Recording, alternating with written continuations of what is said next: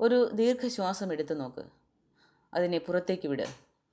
ഇപ്പോൾ നിങ്ങൾ ശ്രദ്ധിക്കുക, ശരീരം ഒന്ന് റിലാക്സ് ആകുന്നത് പോലെ നമ്മൾക്ക് അനുഭവപ്പെടുന്നില്ലേ? അതാണ് മനസ്സിൻ്റെയും ശരീരത്തിൻ്റെയും ഒരു ബന്ധത്തിൻ്റെ തെളിവെന്ന് പറയുന്നത്. ഈ യോഗികളൊക്കെ പറയുന്നത് പോലെ ശ്വാസം നിയന്ത്രിച്ചാൽ നമ്മുടെ പ്രാണശക്തി നിയന്ത്രിക്കാം. പ്രാണശക്തി നിയന്ത്രിക്കുമ്പോഴാണ് നമ്മുടെ മനസ്സിനെ നമ്മൾക്ക് നിയന്ത്രിക്കാൻ പറ്റുന്നത്. ആഴത്തിലുള്ള ശ്വാസം നമ്മുടെ രക്തസഞ്ചാരത്തെ മെച്ചപ്പെടുത്തും. നമ്മുടെ ഹോർമോണുകൾ ബാലൻസ് ചെയ്യും. നമ്മുടെ ശരീരത്തിനും മനസ്സിനും ഒരു പുതുമയുണ്ടാക്കും.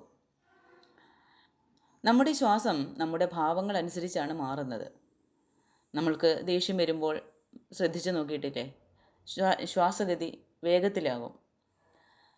എന്തിനെ പറ്റിയെങ്കിലും നമ്മളൊന്ന് വിചാരിച്ച് ഒരു ഭയം നമ്മളിൽ ഉണ്ടാകുമ്പോൾ ശരീരം മൊത്തം ഒരു തളർന്നു പോകുന്നത് പോലെ തോന്നും. അതേസമയം നമ്മൾക്ക് എന്തെങ്കിലും ഒരു സന്തോഷ വാർത്ത കേൾക്കുകയാണെങ്കിൽ, അല്ലെങ്കിൽ എന്തെങ്കിലും നമ്മൾക്ക് സന്തോഷം തരുന്ന ഒരു കാര്യം നമ്മൾ കാണുമ്പോൾ നമ്മുടെ ശ്വാസഗതി ആഴമേറിയതാകും. ഇതൊക്കെ നമ്മൾ ദൈനംദിനം അനുഭവിച്ചുകൊണ്ട് തന്നെ ഇരിക്കുന്നതാണ്. അപ്പോൾ അങ്ങനെ നോക്കുമ്പോൾ നമ്മുടെ ശ്വാസം നമ്മുടെ ഉള്ളിലെ ഭാഷയാണ് എന്ന് നമ്മൾക്ക് മനസ്സിലാകും. അപ്പോൾ അതിനെ മനസ്സിലാക്കുമ്പോൾ നമ്മളുടെ വികാരങ്ങളെ നിയന്ത്രിക്കാൻ പഠിക്കും. ദേഷ്യം, വിഷമം, പേടി എല്ലാം നമ്മളിൽ നിന്നും കാലക്രമേണ വിട്ടുപോകും. എല്ലാത്തിനെയും സുഖത്തിലും ദുഃഖത്തിലും ഏതവസ്ഥയിലും നമ്മൾക്ക് ആ മനസ്സിനെ ബാലൻസ് ചെയ്ത് നിർത്താൻ പറ്റും. അപ്പോൾ അതിലൂടെ നമ്മളിലുള്ള ബോധമാണ് വളരുന്നത്. നമ്മുടെ ഉള്ളിലേക്കുള്ള യാത്ര എത്രത്തോളം നമ്മൾ വർദ്ധിപ്പിക്കുന്നു അത്രത്തോളം നമ്മളിലുള്ള ബോധം നമ്മളിൽ വളരുകയാണ്.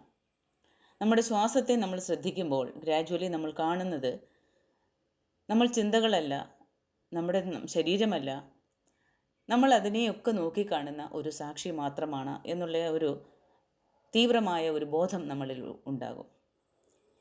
ഇത് ആഴമുള്ള ഒരു ആത്മീയ അവസ്ഥയാണ്. അത് അനുഭവിക്കുന്നവർക്ക് മാത്രം മനസ്സിലാകുന്ന കാര്യമാണ്.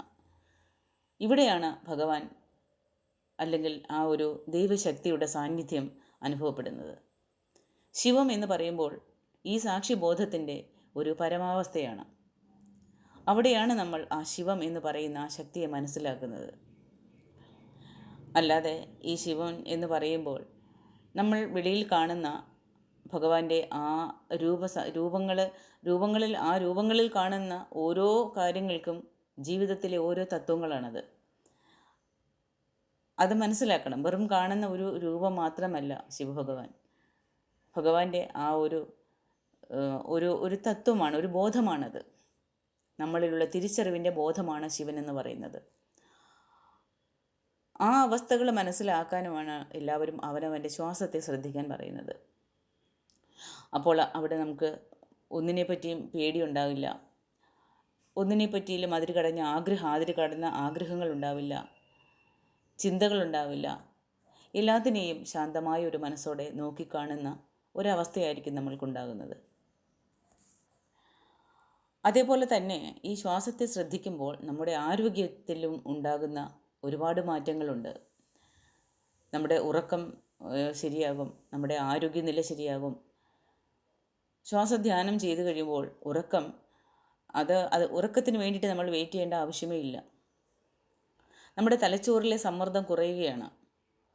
നമ്മുടെ ശരീരത്തിൽ മൊത്തം ഒരു പുത്തുണർച്ചി കിട്ടുന്നത് പോലെ നമ്മൾക്ക് അനുഭവപ്പെടും.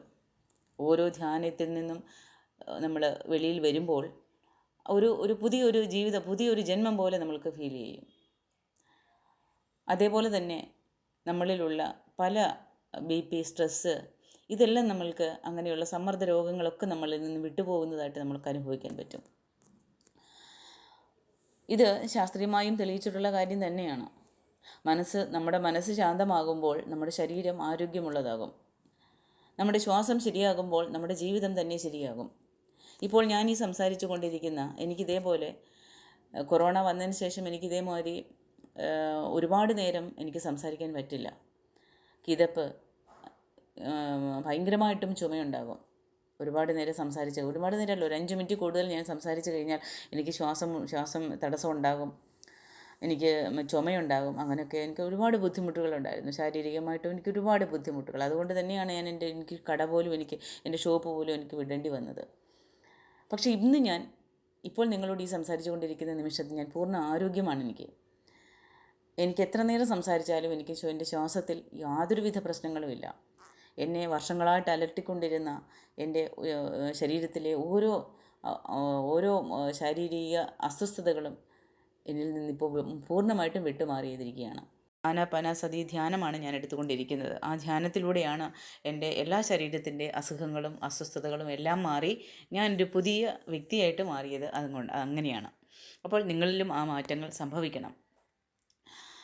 ഈ ധ്യാനത്തിലൂടെ നമ്മുടെ മനസ്സ് ശാന്തമാകുകയും ആ ശ്വാസം നോക്കിയിരിക്കുമ്പോൾ പല ചിന്തകളിലൂടെ നമ്മൾ അലഞ്ഞു നടക്കുന്ന ആ മനസ്സിനെ ചില സമയങ്ങൾക്ക് ശേഷം നമ്മുടെ ചിന്തകളെല്ലാം ശാന്തമായി ഉള്ളിലൊരു സമാധാനം തോന്നി തുടങ്ങും. നമ്മുടെ ആഴത്തിൽ ആ ശ്വാസം എടുക്കുമ്പോൾ നമ്മുടെ ശരീരത്തിൻ്റെ പിരിമുറുക്കങ്ങളെല്ലാം കുറയും. നമ്മുടെ രക്തസഞ്ചാരം നന്നായിട്ട് മാറുന്നതായിട്ട് നമുക്ക് മനസ്സിലാകും. നമ്മുടെ പേശികൾ റിലാക്സ് ചെയ്യും. അതിലൂടെ ആ രക്തസമ്മർദ്ദം പോലും ശരിയായ നിലയിലാകും നമ്മൾക്ക്. ശ്വാസം എന്ന് പറയുമ്പോൾ നമ്മുടെ മനസ്സുമായി നേരിട്ട് ബന്ധമുള്ളതാണ്. ശ്വാസത്തെ ശ്രദ്ധിക്കുമ്പോൾ നമ്മുടെ മനസ്സിൻ്റെ ആ ഒരു താളം അത് മാറുകയാണ്. അവിടെ ഉണ്ടായിരുന്ന ആ വിഷമം, കോപം, ദേഷ്യം എല്ലാം നമ്മളിൽ നിന്നും മാറിപ്പോവുകയാണ്. നമ്മളിൽ പറഞ്ഞറിയിക്കാൻ വയ്യാത്ത, അല്ലെങ്കിൽ നമ്മൾ ഇത്ര നാളും നമ്മൾ അറിയാത്ത പല വിഷയങ്ങൾ, കാര്യങ്ങളെപ്പറ്റിയുള്ള ഒരു ബോധം നമ്മൾക്കുണ്ടാകും. സാധാരണ നാം പുറത്തുള്ള കാര്യങ്ങളിലാണ് നമ്മൾ ശ്രദ്ധിക്കുന്നത്. പക്ഷേ ഈ ശ്വാസത്തിലേക്ക് നമ്മൾ ശ്രദ്ധിക്കുമ്പോൾ നമ്മുടെ ഉള്ളിലേക്കാണ് നമ്മൾ ആ യാത്ര ചെയ്യുന്നത്. അതാണ് ആത്മീയ ബോധത്തിൻ്റെ തുടക്കമെന്ന് പറയുന്നത്.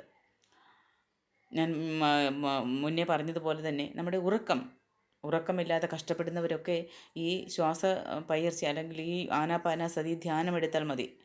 ശ്വാസം നിരീക്ഷിക്കുന്നവർക്ക് മനസ്സ് ശാന്തമാകുന്നത് കൊണ്ട് നമ്മുടെ ഉറക്കം ആഴമുള്ളതായിരിക്കും. ആ തലച്ചോറിൽ നിന്നും സമ്മർദ്ദ ഹോർമോണുകളെല്ലാം നമ്മൾക്ക് കുറച്ച് തരും. ശ്വാസം ഗൗരവമായിട്ട് നമ്മൾ എടുക്കുമ്പോൾ നമ്മുടെ രക്തത്തിലുള്ള ഓക്സിജൻ്റെ അളവ് കൂടുതൽ ലഭിക്കും. അതിലൂടെ ആ ശരീരത്തിലെ കോശങ്ങൾ നല്ലവണ്ണം പ്രവർത്തിക്കാൻ തുടങ്ങും. നമ്മുടെ പ്രതിരോധ ശേഷി കൂടും. നമ്മളിൽ ഉണ്ടായിരുന്ന ആ രോഗാവസ്ഥകളെല്ലാം മാറിക്കിട്ടും. ഈ ധ്യാനത്തിൻ്റെ ആഴങ്ങളിലേക്ക് നമ്മുടെ ആ ശ്വാസത്തിൻ്റെ ആഴങ്ങൾ കാണുമ്പോൾ നമ്മുടെ മനസ്സ് ഒരിടത്ത് മാത്രം ഒതുങ്ങും. അതാണ് ആ ധ്യാനാവസ്ഥ എന്ന് പറയുന്നത്. ആ നിലയിൽ ഞാൻ ശരീരമല്ല, ഞാൻ മനസ്സുമല്ല, ഞാൻ സാക്ഷി മാത്രമാണെന്നുള്ള ഒരു ബോധം നമ്മളിലേക്ക് വളരുന്നതായിട്ട് നമ്മൾക്ക് മനസ്സിലാകും. അപ്പോൾ നമ്മുടെ ശരീരം ശൂന്യമായിട്ട് നമ്മൾക്ക് അനുഭവപ്പെടും. പക്ഷേ നമ്മൾക്ക് ബോധമുണ്ട്. നമ്മൾ കാണുന്ന കാഴ്ചകളും നമ്മൾ എന്തൊക്കെയാണ് ആ ധ്യാനാവസ്ഥയിൽ നമ്മൾ അനുഭവിക്കുന്നതെല്ലാം നമ്മൾക്ക് മനസ്സിലാക്കാൻ പറ്റും. പക്ഷേ നമ്മുടെ ശരീരം ശൂന്യമായിരിക്കും. ഇതാണ് ശ്വാസത്തെ ശ്രദ്ധിക്കുന്നതിലൂടെ നമ്മുടെ ഉള്ളിൽ സംഭവിക്കുന്ന അത്ഭുതകരമായ മാറ്റങ്ങൾ. അപ്പോൾ എല്ലാവരും ആ മാറ്റങ്ങൾ ഉൾക്കൊണ്ട് ആ മാറ്റങ്ങളിലേക്ക് പോകാൻ ശ്രമിക്കുക. ആരും ഒരു പ്രശ്നങ്ങൾക്കും പരിഹാരം തേടി എങ്ങും യാത്ര ചെയ്യേണ്ട ആവശ്യമില്ല. നിങ്ങൾ ആ VMC മലയാളം മെഡിറ്റേഷൻ ചാനലിൽ പോയി കഴിയുമ്പോൾ അവിടെ പറയുന്ന ഓരോ സീമാജിയുടെ അത് എങ്ങനെയാണ്, ഏതാണ്, നമ്മുടെ ജീവിതത്തെ പറ്റിയുള്ള എല്ലാ കാര്യങ്ങളും അവിടെ പറയുന്നുണ്ട്. അത് ഞാൻ പറയില്ല ഒരിക്കലും. ഞാൻ മനസ്സിലാക്കിയെങ്കിൽ പോലും ഒരിക്കലും ഞാനത് പറയില്ല. അവിടെ പോയി നിങ്ങൾ ആ ചാനലിൽ പോയി നിങ്ങളത് വ്യക്തമായിട്ട് മനസ്സിലാക്കണം. ഞാൻ പറയുമ്പോൾ ഏതെങ്കിലും 1-2 മിസ്സാകും. പക്ഷേ അത് പാടില്ല. അത് സീമാജിയുടെ സീമാജിയുടെ പക്കൽ നിന്ന് വേണം അത് നിങ്ങളത് മനസ്സിലാക്കാൻ. ഈ വീഡിയോ അവസാനം വരെ കണ്ടത് ആരാണെങ്കിലും നിങ്ങളത് ശ്രമിച്ച് നോക്കണം തീർച്ചയായിട്ടും. ആനാപാനസതി ധ്യാനം, ആ ഒരു ധ്യാനത്തിലൂടെ നമ്മുടെ ജീവിതത്തിൽ ഒരുപാട് മാറ്റങ്ങൾ സംഭവിക്കും. നമ്മൾക്കെല്ലാം വേണ്ടത് ഇന്നർ പീസാണ്.